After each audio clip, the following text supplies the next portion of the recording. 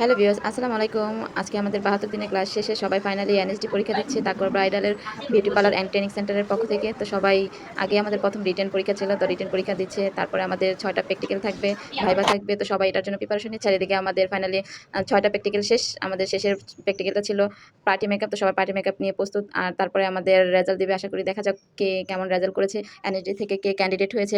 তো ক্যান্ডিডেট হওয়ার আগেই আমরা সবার সাথে একটু ফটোশুট করে নিচ্ছি। যেহেতু আমাদের অ্যাসেসর ছিল আপা, ২ আপা ছিল। আমরা ২ রুমে আমাদের পরীক্ষাগুলো হয়েছে এবং ২ রুমে ১২ জন করে ২৪ জন ছিল।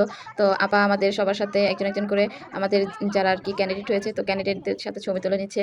আর ক্যান্ডিডেট হওয়ার আগেই হলো আমাদের এটা এনএসডি পরীক্ষা ছিল। যেহেতু কারিগরি শিক্ষা বোর্ড থেকে এই সার্টিফিকেটটা অনেক ভ্যালু আছে এবং এই সার্টিফিকেটটা ভ্যালু থাকার কারণে এই পরীক্ষাটা একটু হার্ড হয়। আর এই পরীক্ষাটা দেওয়ার আগে সবারই ভয় কাজ করছিল, যেহেতু এনএসডি থেকে আমাদের পরীক্ষা শেষে আমাদের রেজাল্টটা দেওয়া হয় কে ক্যান্ডিডেট হয়েছে এবং কে ক্যান্ডিডেট হয়নি।